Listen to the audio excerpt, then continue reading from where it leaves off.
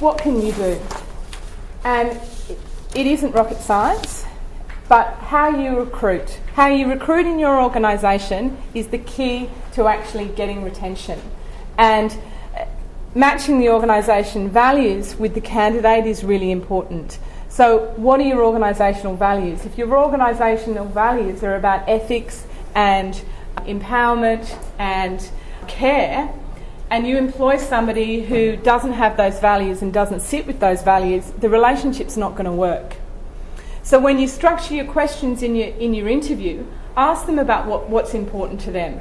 Ask them how do they see their position and what is their role. And if they say to you, I like things structured and I like to know what I'm doing and I like to have a set routine and I like to follow checklists, and if things don't go in an ordered manner, I don't like it, perhaps being a disability support worker is not necessarily going to be for them. When we look at the fact of the people that we are paid to look after and care for need flexibility, they need understanding, they need to be in control of their own life, and they need to make decisions about what they want to do. And if they want to have lunch at 11:30 in the morning and you've got somebody who's structured and routine and lunch is at 12 o'clock, you're going to have a mismatch. Promise to the candidate only what you can deliver. So if you say, I'm going to call you back by Friday, call them back by Friday. Even if you don't have an answer, say, unfortunately I don't have an answer for you, but I will let you know on Tuesday of next week. So they feel involved in the process. And I kind of use the terminology, keep the candidate warm, which is probably not the best response, but keep communicating with the candidate to let them know that you're still interested in them, particularly when they're out there in the marketplace and they will be looking at 2 or 3 or 4 other positions. And who gets in first will snap that candidate up, particularly if they're good. Induct professionally. So when that person arrives in the organisation, whether it's you, whether it's a supervisor, or whether it's somebody else, make sure that somebody knows that they're arriving. Has anybody ever arrived for a job and somebody goes, who are you, why are you here, and oh, you're arriving today? You want to make that person feel welcome and that you're excited that they're here and that they've taken the job, and that's fantastic. Make sure you have an induction process and a plan of what they're going to be doing, particularly on the first day.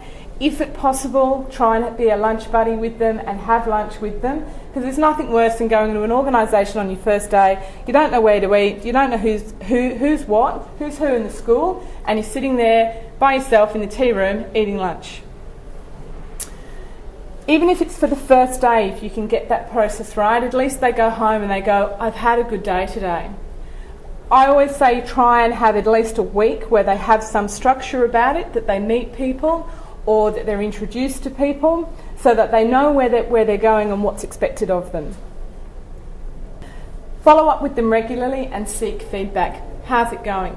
Have you had a good day? Did you have a good first week? Because if you think about those jobs that you've been to where your first day was awful and your first week was a complete disaster, how long did you stay? You may have stayed a long time in that organisation, but what do you remember? You remember your first day and your first week, and that will be etched in your memory. Providing a good working environment where issues get addressed. More often than not, you'll say, oh, that issue's been around for ages when somebody new comes on board. Don't worry about it. We've tried to fix that, but nothing ever gets done. If you ask your staff for solutions on how to provide solutions to the problem, involve them in their feedback, it helps, because you actually ask them what's important, what do you think? Because more often than not, they'll actually know the answers. And if you ask them, they'll provide you the solutions, and you allow them to implement the process, you'll get better outcomes. If you ask for feedback regularly, sometimes you might not want to hear it, but at least you know what's what, and what people what issues people have. The next thing is to conduct an exit interview and ask the difficult questions. People say, look, they've gone, Why do I need to conduct an exit interview? I don't care. I'm not interested in why they've left. But if you've got a revolving door in certain areas, you need to start asking the questions.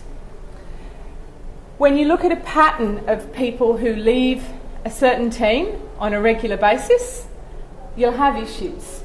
And generally it will come down to the supervisor. What is that supervisor doing to have that revolving door happening? Your quality of care is going to be really suspect if you've got a continual revolving door of people. Ask them in the exit interview, what do we do well? Because all organisations do things well, and you want to ask that up front. What do we do well? What do we need to improve on? So what could be better, and how do you think we should do it? And then ask them what the real reason is that they've left. 9 times out of 10, people won't tell you exactly the real reason, but they may hint at the real reason. And a lot of people will do the ostrich approach. I know that manager's a bully, but I don't want to deal with it because I don't know how to deal with it. But at the end of the day, that revolving door is your responsibility. So take action, understand the underlying issues why people are leaving, and seek to change them. Identify a strategy and then evaluate the process. So look at it 6 months down the track, have I made an improvement or not. So the 3 top reasons why people say they left. Their supervisor, yes, is one of them. But then they will also say, I was not appreciated. How many times in a week of the people that report to you will you say thank you very much for the job that you've done? If you can't go away each week and say, I've said that at least once, not in a fleeting comment, but actually meant it, we wonder, why people leave. I was not given career opportunities. So for some of us who work in a small organisation, it's probably quite difficult to offer career opportunities, but for some of us who are lucky enough to have a large organisation like Yooralla, we have plenty of career opportunities. Every Friday we post up our job opportunities on our internet site, which goes out to all our services. We have a policy that if a position is to be advertised and it's vacant, it must be advertised. Whilst, yes, people will have a view, I want so-and-so to get the job, we will always advertise because we have a pool of candidates. That might be an opportunity that somebody's been waiting for. The person doesn't have to tell their manager that they're applying for a position because in the outside world, they wouldn't tell their manager that they were going for a new position. The application comes into HR and we treat it confidentially. We do, however, tell them, if you're the preferred candidate, we will ring you that you're the preferred candidate and we're going to do reference checks. Please go and tell your manager.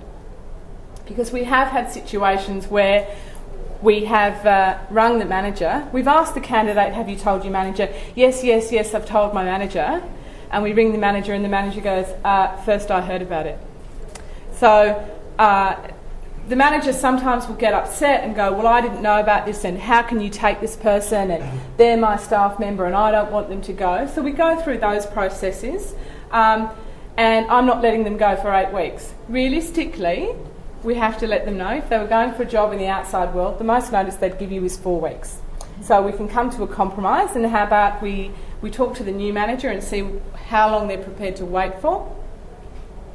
So we try and give people as many career opportunities as possible. We also encourage people to do secondments, to go and look at other areas because we have such a diverse range of opportunities. People who work in residential don't know about day services and we often give them opportunities to do those sorts of things.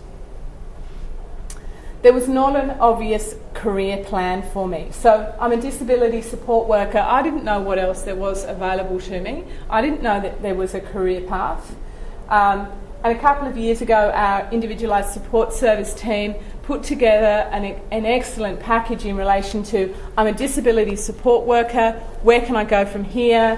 What are my opportunities? What education do I need to take the next steps? So people actually understood where they fit in the big picture and what opportunities were out there.